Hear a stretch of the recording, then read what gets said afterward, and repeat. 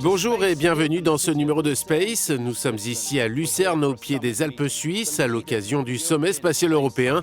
Début décembre, les ministres des États membres de l'Agence spatiale européenne se sont réunis pour déterminer ensemble les stratégies futures de l'agence.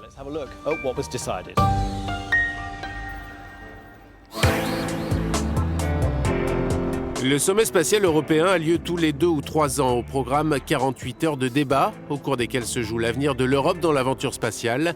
Cette année, ils étaient donc 22 ministres à se retrouver sur les bords du lac des 4 cantons pour d'intenses discussions sur fond de conquête de l'espace.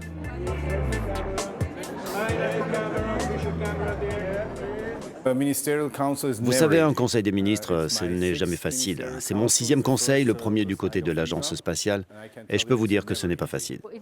Il est toujours difficile de trouver un consensus. Nous faisons tout pour y arriver, et c'est pourquoi le bilan est toujours positif. Mais croyez-moi, les nuits, les jours, les matinées sont vraiment très chargés. À la une de l'actualité spatiale récente et donc de ce sommet de Lucerne, la mission ExoMars. Après le crash le mois dernier de l'atterrisseur Schiaparelli sur la planète rouge, beaucoup de questions se sont posées sur l'avenir de la mission. Il a fallu négocier dur pour trouver les 436 millions d'euros nécessaires pour financer la poursuite du projet. Effectivement, nous avons eu quelques doutes, mais la confiance est restée car ceux qui devaient savoir savaient que nous allions poursuivre. Nous avons continué à travailler comme si le financement était assuré.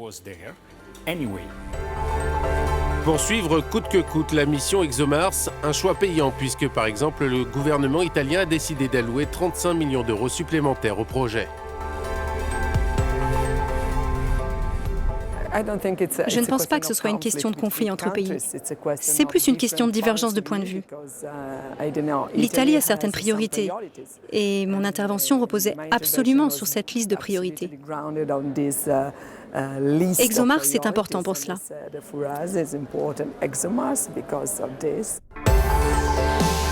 L'avenir de la conquête martienne semble assuré puisque le Royaume-Uni et la France ont également promis d'augmenter leur participation, garantissant le financement du lancement du robot dès 2020. Une décision célébrée comme il se doit avec la présentation de ces images en haute résolution envoyées par la sonde TGO.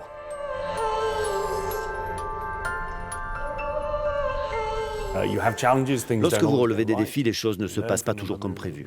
Vous devez alors apprendre et avancer. Je pense pouvoir être capable de montrer que nous avons déjà beaucoup appris de la première partie de la mission ExoMars. L'histoire est en marche, mais l'histoire est aussi liée au potentiel d'impact et d'excitation de cette mission, à l'excellence scientifique qui va en découler.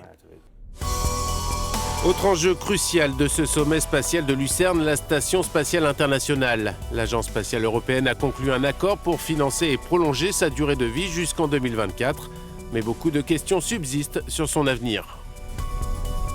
L'Allemagne a accepté d'augmenter sa contribution au projet, ce qui permet de garantir la station spatiale jusqu'en 2024. Notre gouvernement s'est engagé pour cette période. Ce qui se passera ensuite, l'ère post-ISS, se décidera l'année prochaine, lors de discussions avec l'ensemble de nos partenaires européens.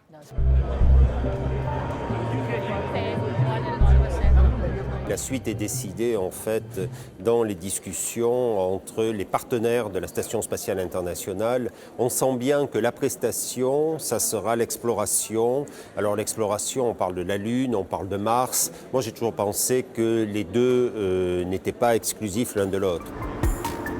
D'autres projets, eux, ne font pas l'unanimité. Les discussions ont parfois été tendues à Lucerne, comme sur le sujet de la lutte anti-astéroïdes. Malgré le succès de Rosetta et du robot Philae, l'agence pourrait renoncer à la mission AIM. Les fonds nécessaires pour ce projet visant à faire face à une éventuelle chute d'un astéroïde sur Terre n'ont pu être rassemblés. Nous devions investir beaucoup d'argent. Chaque pays devait investir beaucoup d'argent pour assurer l'avenir de l'ISS, l'avenir d'ExoMars, ceux de tous les autres projets. C'est la véritable raison, ce n'est pas une question de manque d'intérêt. Les principales dépenses, un total de 508 millions d'euros par an, seront concentrées sur des missions scientifiques et quelques projets majeurs sur le point d'être lancés. 2018 s'annonce comme une année incroyable. Nous allons inaugurer le télescope spatial Webb, le plus puissant jamais créé. La mission européenne Bepi Colombo va partir pour Mercure. Nous travaillons très dur sur une mission vers Jupiter et c'est lune de glace qui s'annonce fantastique. Il y a également à l'horizon 2020 le projet Ariane 6, bien moins coûteux et plus flexible que ne pouvait l'être Ariane 5. Et puis des millions continuent d'être investis dans des programmes d'observation de la Terre ou de développement des télécoms. Des investissements qui, les ministres s'empressent de le rappeler, assureront très vite beaucoup de contrats aux entreprises aux quatre coins du continent. On a besoin d'une petite entreprise suédoise dans un domaine bien particulier. On a besoin des Allemands, on a besoin des Italiens, on a besoin des Espagnols, on a besoin des Français. On a besoin que l'équipe d'Europe de l'espace se soude pour être à la hauteur des Américains, par exemple, qui dépensent à peu près 10 fois plus que nous en Europe sur ces enjeux. À l'issue du Conseil des ministres, un budget de 10,3 milliards d'euros sur les 3 à 8 prochaines années a été voté. Un peu moins que les 11 milliards attendus par l'agence, mais un signal fort de la confiance politique accordée au secteur de l'espace en Europe.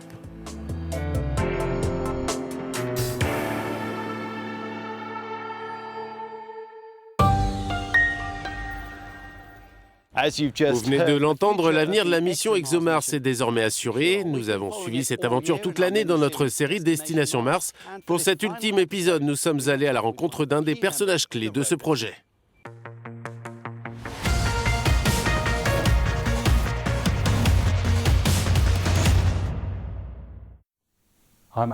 Je suis Andrew Coates, chargé de la caméra panoramique du rover ExoMars 2020.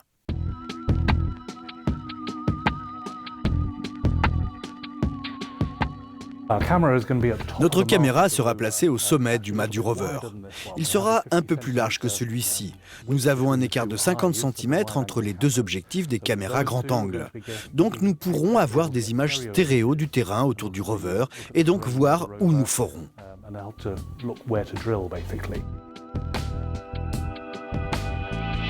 Dans l'ensemble, c'est certainement le système de caméra le plus puissant n'ayant jamais été envoyé sur Mars. Il sera capable de nous donner un très bon rendu de la mission ExoMars.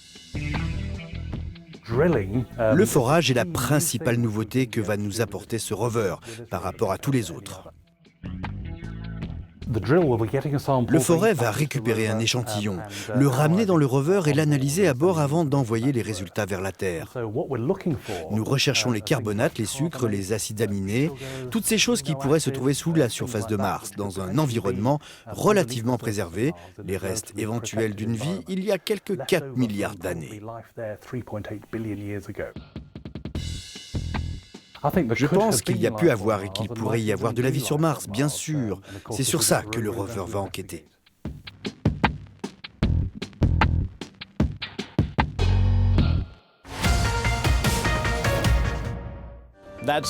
C'est la fin de ce Space. Nous nous retrouvons le mois prochain avec un reportage sur les exoplanètes. En attendant, vous pouvez rester connecté à l'univers en allant sur notre blog spatial sur euronews.com.